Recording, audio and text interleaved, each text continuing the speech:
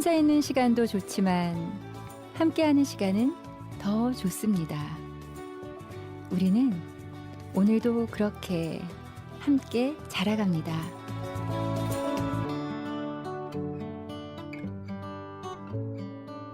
팟캐스트 한 곳, 같이 읽고 싶은 책 한 권 시간입니다. 여러분 안녕하세요. 안녕하세요. 네, 저는 소리입니다. 안녕하세요. 저는 헬렌입니다. 저는 꼼씨요.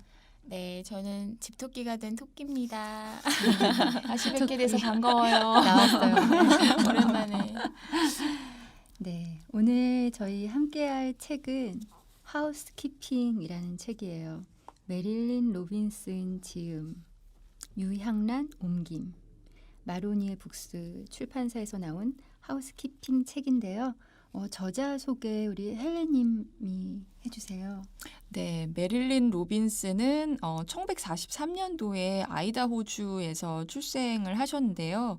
이 아이다호주는 지금도 그렇게 많이 발전된 이렇게 도시가 많고 사람이 많고 이런 주는 아니거든요. 그래서 아마 40년대나 50년대 이분이 성장했을 시기에는 더 시골 같은 느낌이었을 것 같고, 실제로 이제 이분이 이야기할 때도 이 하우스키핑 소설에 자신의 고향이 굉장히 많이 그려져 있다라고 이제 얘기를 하세요.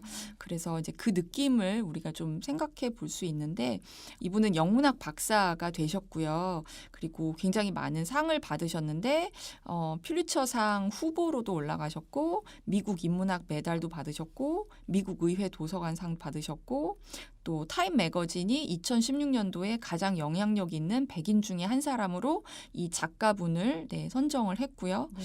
또 이 책이 100대 영문 소설 중에 한 권으로 꼽히고 있고, 또 우리나라에서는 2013년도에 박경리 문학상에 수상을 해서 정말 굉장히 모든 사람들이 너무 좋은 소설이라고 인정을 해주는 책이고요. 그런데 이 책은 사실 메릴린 로빈슨이 처음으로 쓴 소설이라는 거예요. 네. 그래서 그 부분이 참 대단하다라고 할 수 있는데, 이 책은 특별히 이제 해밍웨이상을 받은 걸로 나와 있죠. 그리고 제가 이 메릴린 로빈슨에 대해서 조사를 하다 보니까 이제 초판의 책 사진을 보게 됐는데, 어떻게 보면 이 책에서 나오는 그 느낌이 어떤 느낌인지가 그 표지 사진에서 잘 나타나더라고요. 그래서 이렇게 멋진 산과 아주 또 멋있어 보이는 호수, 그리고 그 위를 지나가는 다리가 이렇게 쭉 나와서 이 책의 핵심 무대가 되는 그 호수와 다리가 그 초판 사진에 나오는데, 이제 우리가 지금 갖고 있는 책에는 그 표지 그림이 없기 때문에 약간은 맞아요. 좀 아쉽다. 네, 이런 생각이 진짜 좀 그거 보고 들더라고요. 싶다. 네, 인터넷에 보시면 네. 너무 저자 소개 멋지게 잘해주셨어요. 우리 헬렌님 감사드리고요. 우리 어떤 이야기인지 줄거리도 좀 들어볼까요?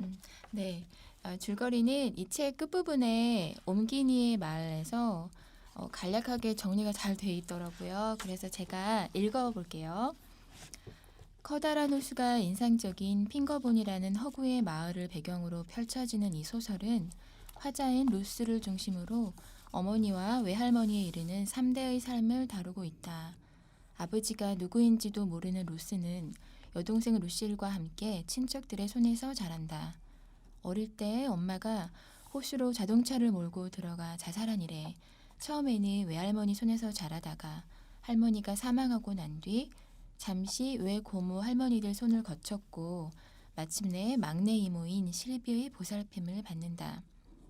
자매는 떠돌이 생활을 하던 몽환적인 분위기의 이모와 가정을 이루며 한동안 그럭저럭 잘 지내지만 루실이 점점 현실적인 사람으로 성장하면서 이모의 기이한 생활 방식에 진력을 내게 되고 결국 집을 떠나고 만다. 하지만 이모와 비슷한 성향의 루스는 점점 더 사회와 동떨어진 채 이모와 밀착된 삶을 살게 되고, 동네 주민들은 이모의 비정상적인 행동 방식을 이유로 루스에 대한 양육권을 박탈하려고 한다. 마침내 이모와 루스는 그들이 살던 집에 불을 지르고 떠나 떠돌이 생활에 돌입하게 된다. 이 작품의 원제인 하우스키핑은 단순히 쓸고 닦으며 집안을 꾸려나가는 살림의 의미라기보다는 상실과 해체의 위기에 처한 자아와 가족을 위해 가정을 지키려는 몸부림으로 보는 것이 옳을 것이다. 네. 네. 네, 뒤에 옹gin이가 정리를 잘 해주셨다. 네네. 등장인물들이 여럿 나오잖아요. 네, 그 등장인물들을 좀 한 명씩 살펴볼까요? 먼저 할아버지, 그 핑거본 마을에 그 언덕 위에 집을 지으신 아내를 위해서 집을 지었다고 했는데 이 할아버지는 어떤 분이신가요? 할아버지에 대해서는 많은 얘기가 없어서. 그래요. 할아버지가 이름이 에드먼드 포스터인데 할아버지가 좀 또 저는 의미 있게 다가왔던 게 실비 이모와 그 루스로 이어지는 그 약간은 몽상가, 방랑가, 좀 이런 그 성향들이 할아버지로부터 이렇게 연결되는 느낌이었어요. 그러니까 할아버지가 그러신 분이었어요. 그쵸? 그러네요. 네. 네, 맞다. 그 아내가 할아버지 돌아가시고 나서 나중에 천국에서 할아버지를 만났을 땐 좀 더 안정적인 사람이 돼 있지 않을까 이런 기대를 하셨다고 이렇게 나와 있는데 갑자기 눈을 뜨면 옆에 남편이 없고 막 자연 속에 갔다가 막 무슨 뼈 조각 이런 거 막 되게 소중하게 갖고 오고 해마 그려가지고 아내한테 그 회중식에 주슨 거에다가 그려가지고 이렇게 선물로 주고 그런 할아버지셨잖아요. 네, 맞아요. 네. 그러면은 우리 인물에 대해 다 다루나요? 아니 그만 다룰까 봐요. 아니, 중요한 인물에 대해서는 얘기해 주셔도 좋을 것 같아요. 중요한 인물이요. 주인공 루스. 네, 저는 실비아 포스터가 마음에 와 닿았어요. 그러니까 남편이 갑자기 나갔다가 안 들어온 거잖아요. 안 그렇죠. 들어왔고 딸 셋은 16, 15, 13살인 딸 셋이 남았는데 이 실비아 포스터는 자기 나름대로 이분은 되게 신앙이 아주 견고하고 성경적인 분이라고 그랬어요. 근데 일상을 유지하는 게 믿음의 행위라고 그렇게 생각하면서 되게 그 하루하루의 그 일상을 그냥 정성껏 유지하려고 노력하셨던 것 같아요. 똑같이 침구도 빳빳하게 풀을 매겨가지고 준비하고 하얀 커튼도 그렇고 빵을 굽고 그 계절에 따라서 막 과일 주스를 만들고 그런데 갑자기 딸이 갔다가 정말 7년 반 만에 그 딸이 어느 날 그 할머니가 외출하고 돌아왔더니 손녀 2명이 현관에 있었던 거잖아요. 네. 그리고 딸은 7년 반 전에 봤던 딸은 보지도 못하고 사고 소식만 들은 거고. 그러네요. 참, 어땠을까요? 그 가족이 있다가 이렇게 남편이 그냥 출근했는데 돌아오지 않게 된 상실이 있었고 또 아이가 돌아왔는데 그나마 보지도 못한 채 또 상실이 또 생기고 그러고서는 그거를 뒷감당해야 되는 그런 엄마의 할머니의 네. 그런 모습이 지금 생각하니까 굉장히 좀 황당하고 청천벽력 같이 그걸 어떻게 해내야 되지? 근데 아까 신앙이나 이런 것들이 이제 견고하게 있었던 걸로 그러니까 평온하게 그것들을 유지는 하는데 사실 그 이전에 있었던 평온이랑은 또 다른데 네. 그걸 겉으로는 드러나지 않게 해내는 내공이 되게 굉장히 있으셨던 거라 할머니셨겠다. 근데 그게 쉽지 않은 일일 텐데 그걸 어떻게 할 수 있었을까 싶은 생각도 또 드네요. 근데 사실 딸 셋이 다 떠났잖아요. 네. 어느 정도 나이가 돼서는 큰 딸은 선교사로 나갔고 둘째 딸은 휘리릭 나가버렸고 셋째 딸도 어느새 떠났고 그러니까 계속해서 어떻게 보면 할머니 입장에서는 그 집을 지키는 거 그냥 내가 그 자리에 앉아 있는 거 그거 자체가 이 책의 제목처럼 하우스키핑이 아니었을까. 그랬기 때문에 어쨌든 이제 첫째 딸은 그냥 외국에 나가서 돌아오지 못했지만 이제 둘째 딸 이 주인공 루스와 루실 자매의 이제 엄마가 되는 이름이 헬렌이더라고요.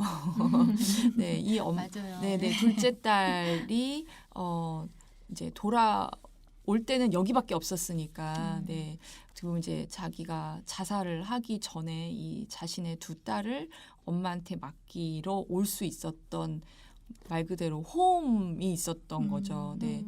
그리고 이제 그 엄마가 죽고 나서 루스와 루실 자매의 엄마가 죽은 다음에 할머니가 책임을 지고 이 루스와 루실 자매를 돌봤잖아요. 그리고 나서 어쩔 수 없이 진짜 이제 노환으로 돌아가시게 되고 결국은 이제 셋째 딸, 그러니까 막내 딸이자 이 루스 루실 자매의 이모가 이제 이 집으로 오게 되는 거죠. 네, 근데 그러니까 결국은 할아버지가 집을 짓고 지키는 거는 할머니가 다 지켰던 상황인 건데 이 소설에 정말 아이러니컬하다고 해야 되나? 맨 마지막에는 사실 이 이모가 이제 루스 또 같이였지만 집에 불을 지르고 집을 떠나잖아요. 네, 그러니까 굉장히 의미가 있는 집인 건데 그 집은 불을 태웠고 그렇지만 이 어떤 소설의 해설이나 이런 걸 보면 가정을 지켰다 이렇게 묘사가 돼 있잖아요. 그러니까 물리적인 공간인 집은 태워버렸고 물론 좀 남아 있었다라고 이제 뒷부분에 나와 있지만 그러니까 완전히 전소한 건 아니었었죠. 그렇지만 이제 그게 이제 상징적으로 태웠다라는 의미가 굉장히 큰데 그렇게 하면서 자신의 가족인 이제 조카하고 자기 자신을 지킨 거죠. 근데 그렇게 집을 태울 수밖에 없었던 이유는 이제 동네 사람들의 사실 시선 때문이었었던 건데 정말 우리가 무엇을 지키려고 하는 건지, 네, 무엇을 지키려다가 무엇을 잃어버리고 있는 건지에 대해서도 좀 생각을 해보게 되더라고요. 그러니까 관계가 이렇게 할머니하고 이 셋 딸의 관계가 저는 그렇게 많이 나온 편은 아니라고 생각이 들어요. 이 전체 소설의 분량을 봤을 때는. 근데 딸들이 왜 떠났을까 저는 궁금하더라고요. 엄마가 혼자서 아버지를 그렇게 사고로 잃으시고 혼자 남아서 고군분투하는 것을 보고서도 사실 딸들은 떠났거든요. 네. 뭔가 답답해서 떠났다라는 느낌이 저는 들었었어요. 그래서 그런 부분에 있어서 이 할머니가 지키려고 한 것은 무엇이고 또 딸들이 지키려고 한 것은 무엇이고 그러다가 잃어버린 것은 도대체 무엇일까 이런 지키는 것과 잃어버리는 것 이거를 계속 생각하게 됐던 것 같아요. 모든 일이 다 원인과 결과가 딱 나타나는 건 아니지만 이 부모가 그 방금 우리가 이야기한 아버지와 어머니가 정말 좋은 아빠와 엄마였다면 이 세 자매가 결과적으로 이런 양상으로 그들의 인생을 살 수 있었을까요? 저는 사실은 그냥 가족이 보통 엄마가 그런 일을 겪었으면 딸들이 주변에 살면서 엄마를 좀 세워드리고 위로하고 그러는 게 우리나라의 정서면 미국 가족은 사실 한 20살 정도 되면 우리는 40이 될 때까지도 엄마 옆에서 그렇게 살지만 미국은 안 그런 분위기라고 전 미국 안 가봐서 모르지만 그래서 이렇게 독립적으로 나가는 게 너무 당연한 정서라서 보통 가족이 이루어지면 거기서 이렇게 해체되면서 해체가 꼭 나쁘지만은 않고 결혼해서 떠나기도 하고 뭐 군대 가기도 하고 기숙사를 가기도 하고 이런 것처럼 그러니까 그런 식으로 이 가정에서는 딸들이 그렇게 떠났나 보다라고 생각을 했고 근데 내가 겪었던 가족은 아직까지는 그 결혼이나 이런 걸로 이루어진 가족에서 더 아이가 생기고 해서 더 플러스로 이루어졌는데 언젠가 내 가정도 아이들이 결혼해서 나가든지 어딘가에 가면서 이렇게 해체 아닌 해체, 그러니까 그게 그렇게 나쁘지만은 않게 떨어져 나가고 건강하게 나갈 수 있겠지라는 생각을 나가서도 사실 아플 수도 있고요. 막 그런 생각을 사실은 저는 했거든요. 네. 이거 보면서. 근데 저는 이 루스 루실의 엄마인 헬렌이 정말 자신을 사랑하는 방식으로 삶을 살았을까가 좀 물음표인 거예요. 예. 자신을 아끼고 사랑하는 방식으로 삶을 살지 못했기 때문에 결국은 자살을 결심을 하고 아이들을 갖다가 엄마한테 딱 떨어뜨려 놓은 다음에 자신은 이제 자살하는 곳으로 이제 향하게 되는 모습을 보고 또 이 막내인 실비 이모도 역시 그 삶의 스토리를 봤을 때 어딘가에 어떻게 보면 정착하지 못하는 그런 모습을 보면 어떤 가족이 어떤 역동이 있었는지 모르지만 확실한 거는 본인들이 스스로를 이렇게 아끼고 좀 챙겨주고 하기보다는 약간 자포자기한 사람들의 모습 같아 보이는 그런데 이제 뭐 이게 아까 말씀하신 대로 이 가족 안에서의 어떤 관계라고 하는 게 딱 원인과 결과로 이렇게 딱 맞아 떨어지게 되지는 않는 것 같아요. 그러니까 엄마는, 그러니까 여기서 할머니죠. 할머니는 남편을 잃어버리고 나서 이 10대의 딸들을 지켜내고 또 집을 지켜내고 가정을 지켜내기 위해서 정말 최선을 다했지만 우리가 뭐 아이들 키울 때 최선을 다한다고 애들이 뭐 문제아가 아니고 모두 다 100% 모범생으로 자라는 것은 아니기 그래, 때문에 눈에 보이는 게 다가 아니고요. 네네네. 그래서 그럼에도 불구하고 이 딸들은 어쩌면 집이 되게 답답했을 것 같다라는 생각이 들어요. 일단 이 아이다호라고 하는 주 자체가 그러니까 그 배경이 됐다라고 이야기를 하니까 굉장히 중부에 이렇게 약간 답답한 그런 느낌을 주는 게 있어서 좀 더 도시로 좀 더 사람이 많고 시끌벅적하고 이런 곳으로 나아가길 원하지 않았을까. 근데 막상 그렇게 도시로 나아갔을 때의 삶은 사실 이렇게 평탄하지 않고 평온하지 않았었던 거죠. 예. 지금 헬렌님 말씀하신 게 153페이지에 보면 여기에 엄마는 부드러운 무관심으로 우리를 키웠다. 엄마는 버림받은 사람이 아니라 스스로 버린 사람이었다. 이렇게 딸이 엄마를 얘기를 하고 있긴 하더라고요. 그리고 아이다호 얘기도 진짜 앞에 보면은 그 호수를 보면서 막 생동하고 좋을 것 같고 너무 풍경이 그렇게만 생각이 되는데 근데 여기에 16페이지에 보면 핑거본 사람들이 호수 또는 빛도 들지 않고 공기도 통하지 않는 저 아래 물속 깊은 곳을 항상 의식하는 것은 사실이었다. 그래서 밝은 느낌보다는 어쩌면 좀 우울한 느낌의 그런 시골의 모습인가라고 또 상상은 또 해봤어요, 진짜. 그리고 여기에 지금 기차 사고가 나서 기차가 추락해서 시신도 못 건지고 그쵸. 지금 그 호수 밑바닥에 가라앉아 있는 그런 상태잖아요. 그래서 그 핑거본 마을에 가부가 3명 생겼는데 2명은 떠났다고 그랬어요. 근데 이 할머니는 계속 그곳을 지킨 거죠. 근데 그 호수를 항상 보고 그 바람에 따라서 냄새가 이렇게 맡아지고 이럴 때마다 그 밑에 있는 그 사람들을 의식하게 될 것 같아요. 그렇죠. 근데 그럼에도 실비아 그 할머니는 떠나지 않으셨어. 왜 그러셨을까요? 그러게요. 어떻게 떠나실 것 같으세요? 제가 물어봤어요. 남편한테 당신 같으면 떠나? 그랬더니 왜 당연히 떠나지 거기 왜 있니? 그래. 근데 사람마다 다를 것 같아요. 근데 나 같으면 어떨까? 근데 나는 저는 어쩌면 거기 있을 수도 있을 것 같아요. 계속 같이 있는 것 같은 그냥 그러게요. 그럴 것 같기도 해요, 진짜. 계속 느끼면서 사실 남편이 지어준 집을 떠난다는 게 쉬운 일은 아니었을 것 같아요. 그러니까 우리처럼 지금 남이 지어준 아파트에 들어가서 사는 그런 개념이 아니고 사실 보면 경제적 형편이 그렇게 좋은 가정으로 보여지지 않잖아요.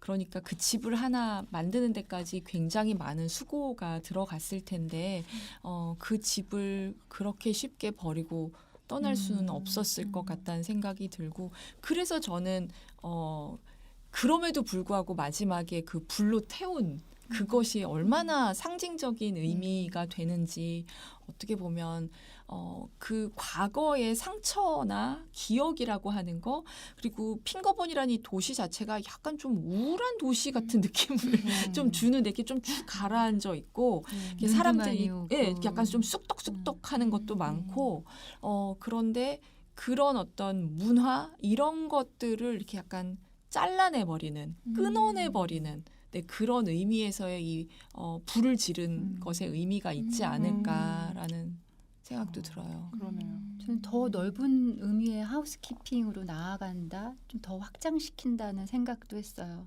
그러니까 나름대로 하우스키핑을 한 분들이라고 생각이 되어져요. 실비 이모도 떠돌이 생활 나중에 그러잖아요. 루스한테 떠돌이 생활도 괜찮아 이러면서 같이 맞아요. 가잖아요. 근데 또 그렇게 좋아함에도 이곳에 왔는데 두 조카를 걔네들을 돌보고 키핑하기 위해서 그거를 계속 억누르면서 그 자리에 있잖아요. 자기가 할 수 있는 모습으로. 그래서 그런 그 키핑의 모습이, 하우스키핑의 모습이 그 사람마다 이렇게 달랐는데 나중에는 그것이 정말 그 물리적인 공간에서 나가서 더 확장된 의미의 하우스키핑을 하러 간 것이 아닌가, 그렇게 다리를 건너간 것이 아닌가 이런 생각이 들더라고요. 토끼님은 계속 얼굴에 지금 어. 네. 많은 다 생각을 다르게 하고 있죠. 있는. 맞아요. 정말 저랑은 음. 정말 다른 느낌으로 읽으셨던 것 같아요. 네. 그래서 재밌다 우리. 네. 그러게요. 다 다르네. 그 제가 이 메릴 로빈슨을 그 영상을 찾아봤는데 유튜브에 보면은 박경희 문학상 타러 한국 오셨을 때 인터뷰한 영상이 많이 있더라고요. 근데 그때 이 작가가 이 책에 대해서 뭐라고 얘기했냐면, 그러니까 이 책의 주제 전체를 관통하는 주제는 고독이다. 그리고 또 마치 나의 키워드도 고독이다라고 이야기를 하는 것 같았어요. 그 고독이 너무 중요한데 왜 중요하냐면 고독이 있어야 사람이 사고를 할 수 있다. 이렇게 이야기를 하더라고요. 그래서 우리가 홀로 그리고 또 함께죠. 홀로 하는 시간 되게 중요하다. 그렇죠. 근데 저는 어떻게 느꼈냐면 그 이전까지는 제가 고독을 좋아하는 사람이었어요. 그리고 성경에도 보면 그 이삭이나 에녹에 대해서 그 들에 나가서 묵상하는, 하나님과 동행하는 사람이라는 그런 부분이 나오는데, 그런 구절을 읽으면서 제 나름의 고독에 대한 동경이 있었거든요. 왜냐하면 내가 고독해지면 하나님과 만날 수 있을 것 같은 그런 기대감을 가지고 고독이라는 단어를 생각했는데, 이 책 속의 고독은 너무 쓸쓸하고 음침한 거예요. 그리고 전체적으로 그 뭐 이 아이들의 입장에서 학교에 대한 시선이나 뭐 너무 피곤해서 잠을 잘 때 잠을 대하는 시선조차도 자는 거는 죽어버리는 거야라는 그런 구절이 나와요. 아니 어떻게 잠과 죽음을 이야기할 수 있지만 너무 부정적이고 과격하다. 나는 그 정도로 그냥 푹 쉬라는 얘기라고 들어요. 그러니까 왜냐하면은 이 책의 전반적으로 죽음과 너무 맞닿아 있어. 이 호수라는 공간이 사실은 그 안에 온갖 그런 죽음, 상처, 아픔, 슬픔, 생사고락이 다 들어 있으면서도 정작 그곳과 완전히 분리되지 못하는 어떤 그런 고해의 바다, 인생과 같은 그런 느낌이라고 제가 느껴져서 그 죽음의 그런 이미지와도 너무 이렇게 닿아 있다.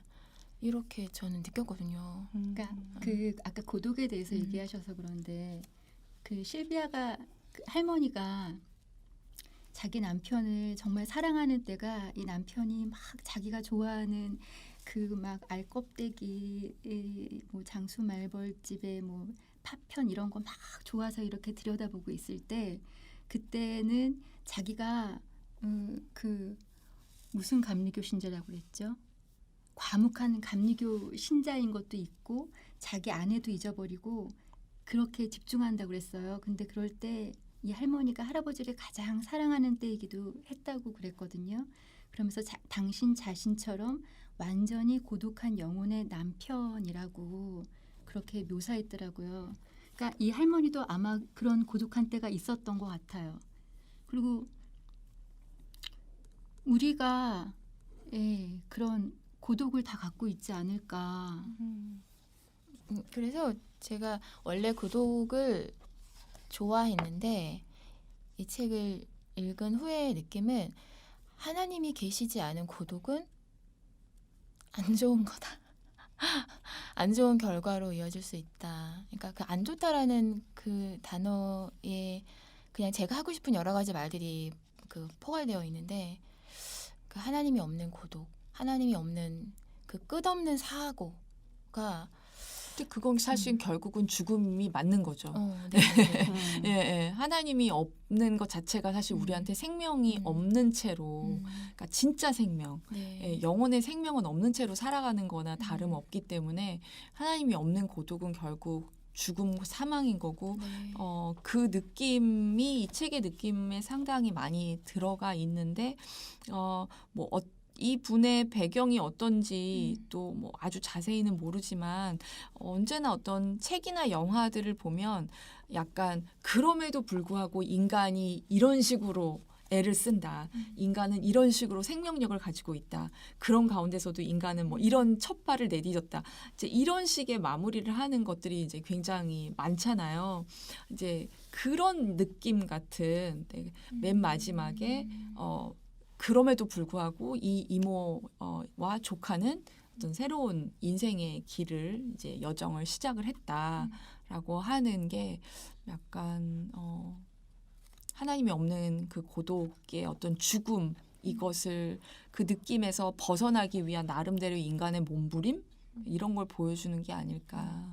그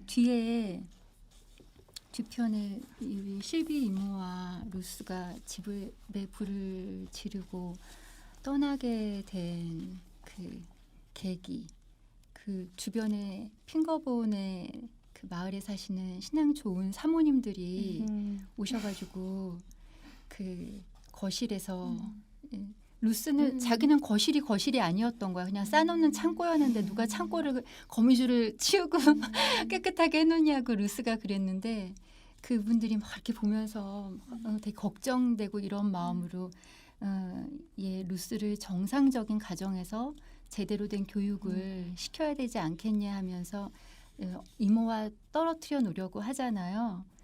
그러는데 그 정상적인 가정 삶은 무엇일까라는 생각이 들더라고요.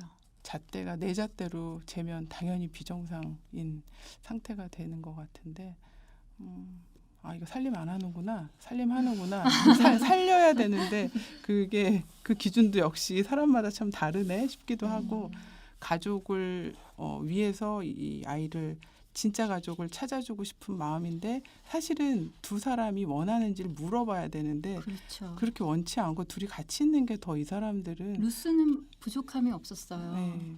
그러니까 이제 그런 걸 하고 무례하게 가서 사실은 우리가 그럴 때가 의외로 되게 많지 않나 내 기준으로 그 사람한테 들어가서 이래라 저래라 얘기를 한다거나 이거는 뭐 조금 다를 수도 있겠지만 그러니까 나는 어떻게 하고 있지? 나는 어떤 입장이지? 그리고 누군가가 내가 하고 있는 것들에 훅 들어와서 이렇게 저렇게 얘기할 때 그것을 맞다고 생각하지 않는데도 그걸 들어야 할 경우에는 굉장히 마음에 이렇게 불편함이 생겨서 결국은 아예 이렇게 여기서 살고 싶지 않고 떠나고 싶은 마음이 정말 오히려 그게 더 살 길이라고 네, 맞추려고 그렇게. 막 청소도 하고 그러셨잖아요. 해보긴 해봤네. 맞추려고 네. 제대로 막 루스한테 너 예쁜 옷 입고 가고 어른들 만나면 인사 잘하고 그렇게 해야지 그 사람들은 제대로 하는 줄 아니까 그렇게 하라고 이렇게 맞추려고 노력을 안 한 건 아니에요, 그렇죠? 그러네요.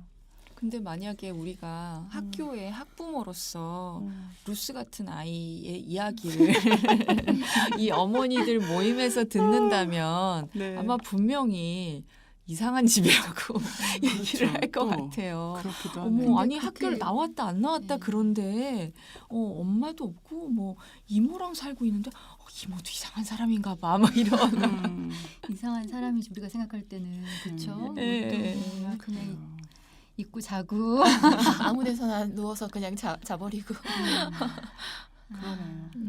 그래서 그 사실 잣대라고 하는 게 내가 나한테 잣대를 댈 때는 관대하잖아요. 네. 그러니까 뭐 저희도 이제 홈스쿨링을 잠깐 했었지만 사실 저희 아이들은 국가적으로 봤을 때는 학교 밖 청소년이었어요. 그런데 학교 밖 청소년들은 보통 사람들이 이렇게 다 비행 청소년으로 생각을 하거든요.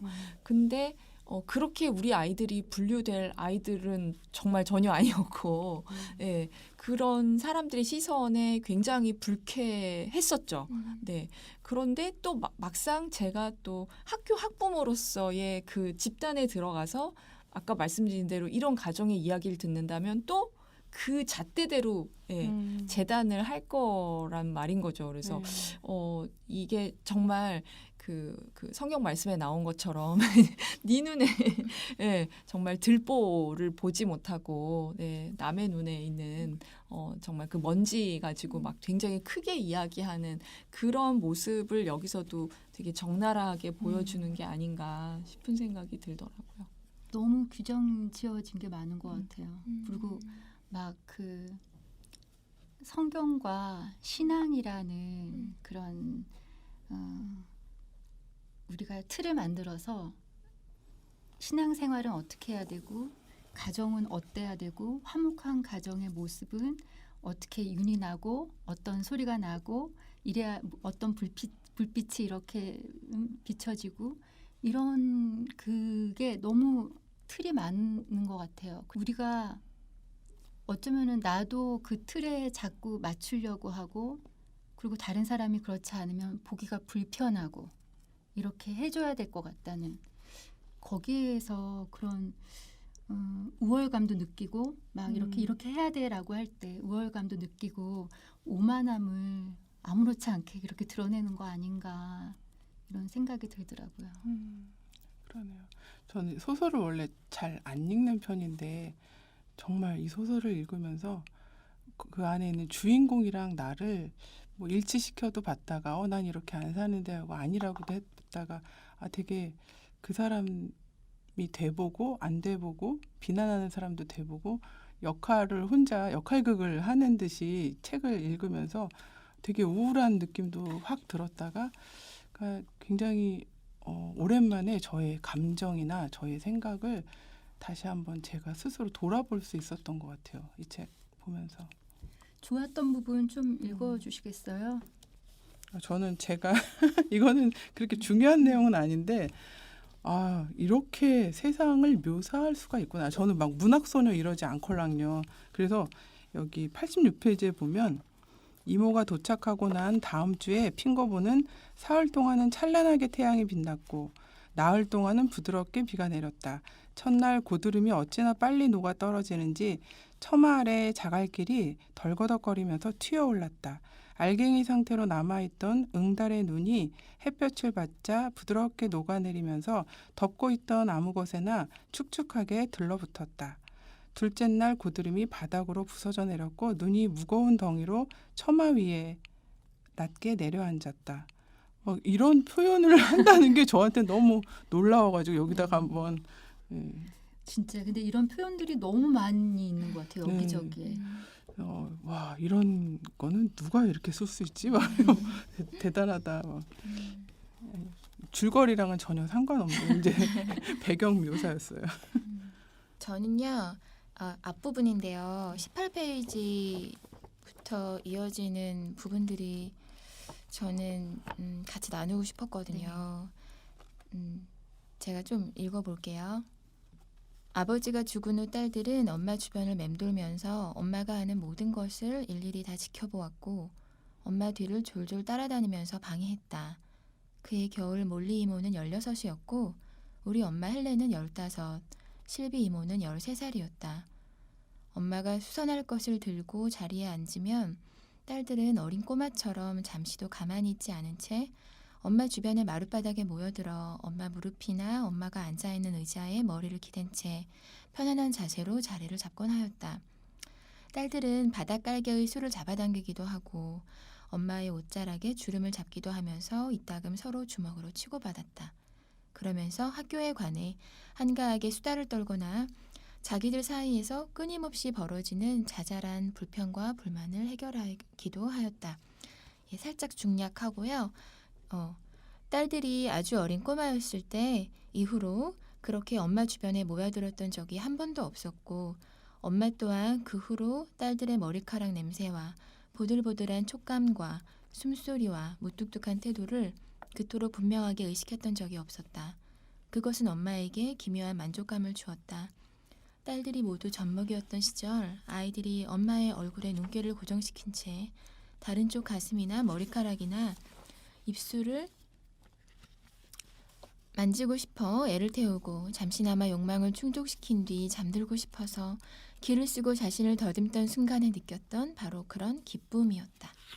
이 부분을 나누고 싶었어요. 왜냐하면 저는 전반적으로 이 책에 대한 그 시선이 좀 부정적이잖아요.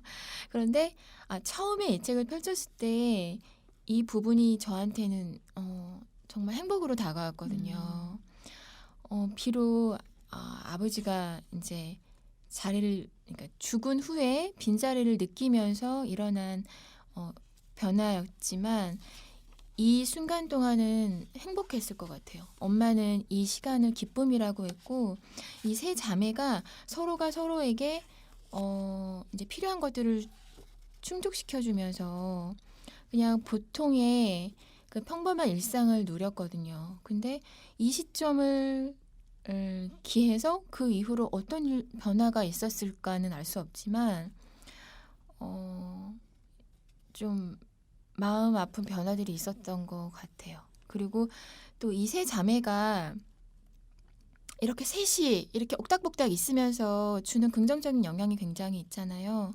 그래서 저는 첫째 이 몰리 이모가 좀 야속하게 느껴졌어요. 떠나서 이제 신앙적인 이제 신념 때문에 멀리 떠나가는데 그래도 언젠가 돌아오지 않을까 기대하면서 넘기는데 끝까지 안 돌아와. 그러니까 너무 안타까워서 한 번 돌아와서 내 막내 동생 마음 한 번 어루만져 주지. 내 조카들 마음 한 번 어루만져 주지. 이 부분이 너무 아쉬웠고 또 막내 실비 이모는 계속해서 그 둘째 언니 헬렌 언니를 사실 그리워하거든요. 분명히 자매 간의 그리움이 있는데 이들이 이 시골 촌동네에 살면서 너무 답답해서 더 좋은 게 있겠지 하고 도시로 나갔지만 없었어요. 근데 이러한 일상, 그냥 나에게 주어진 이런 이곳이 어떠한 곳이든지 간에 이 일상 속에서 만약에 내가 어떤 감사함과 기쁨을 누릴 줄 알았더라면 이 엄마는 분명히 기쁨을 느꼈는데 이 자매들은 기쁨을 느끼지 못했고 감사를 느끼지 못해서 그 이후에 행복하고 기쁨으로 충만한 삶을 살지는 못했잖아요. 그래서 이때로 다시 돌아가서 리셋하고 싶다. 네, 저는 그런 마음으로 이 부분을 읽어봤습니다. 제가 그거하고 이어서 304페이지에 보면 되게 비슷한 이미지가 나오는데요. 이 이모 실비 이모하고 루스 언니가 이제 떠났다가 만약에 다시 그 집으로 찾아간다면 어떻게 될까라는 상상을 하는 글이에요. 어느 날 밤 집으로 찾아갔다가 거기에 루실이 있는 것을 발견하면 어떻게 될까? 어떨까? 충분히 그럴 수 있는 일이다. 이모와 내가 죽은 것으로 되어 있으므로 이제 그 집은 루실의 것일 테니까. 어쩌면 그 애는 무릎 위에 예쁜 딸들을 앉혀놓고 주방에 있을지도 모르며 딸들은 자기 엄마가 무얼 그렇게 열심히 보는지 알아내려고 이따금 캄캄한 유리창을 바라볼지도 모른다. 그러다가 딸들은 거기에서 자신들의 얼굴과 또 자기 엄마의 얼굴과 아주 비슷하게 생긴 얼굴을 보게 될 것이다. 하염없이 부드러운 눈빛으로 넋을 잃고 들여다보는 한 여자의 얼굴을. 네, 이게 사실 이제 루실 스스로가 이제 상상하면서 내가 그 집을 창밖에서 들여다본다면 아이들이 이렇게 나를 보겠지. 이제 이런 상상을 하는 건데 이제 그런 예전에 정말 딸들이, 그러니까 이모들이죠. 이모들이 보냈던 그런 모습을 루실이 또 만들어내지 않았을까 하는 그런 상상을 하는 것 같아요. 루실도 자기 나름대로의 하우스키핑을 하고 있을 것 같아요.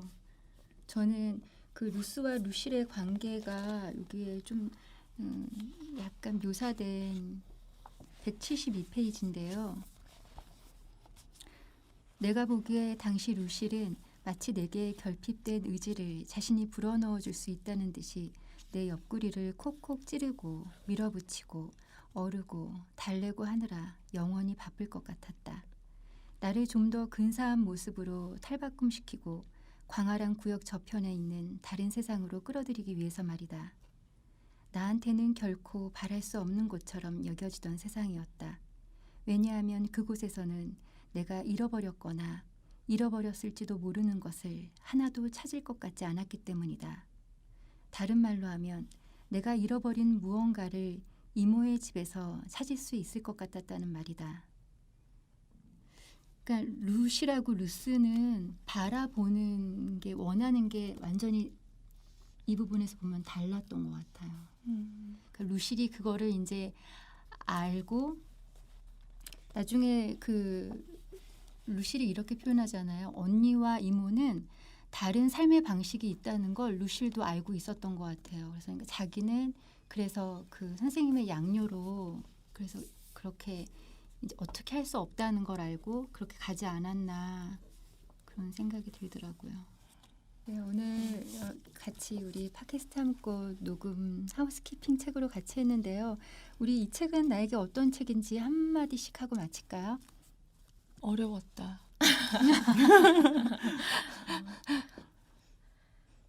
이 작가가 처음에 독자에게 쓰는 글에서 내 영혼의 고향이라는 키워드를 던지잖아요. 그래서 맨 처음에 첫 장을 폈을 때 내 영혼의 고향이다 이렇게 줄을 쳐놓고 계속 그 구절을 제 마음에 넣고 생각을 했어요.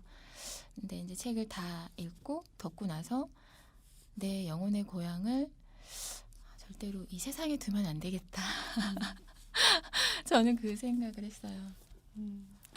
저는 그 호수 안에 가라앉은 여러 많은 생명들 그게 냄새로든 뭐 물로든 이렇게 느껴지면서 그곳에서 살았던 것이 그러니까 살면서 어떤 충격이나 뭐 트라우마나 뭐 여러 가지가 있을 텐데 그걸 어떻게 대응하면서 사는지 그런 생각이 들면서 제 인생에서도 뭐 실패거나 이렇게 어두운 부분들이 분명히 있는데 굳이 그게 없었던 것처럼이 아니라 그렇게 살았는데 그런 걸 내가 겪었는데 그래서 나는 앞으로 지금 내가 어떻게 하고 있고 또 어떻게 살지를 결국은 오늘을 다시 한번 좀 생각을 해볼 수 있는 그런 책이었다. 약간 그래서 살림을 좀 잘해보자. 우리 집 살림 좀 잘하자 싶었습니다. 저는 루스의 삶의 방식도 있고 루실의 삶의 방식도 있다. 네, 오늘 팟캐스트 함께 오늘도 같이 했습니다. 오늘도 함께하니 참 참 좋았습니다. 좋았습니다.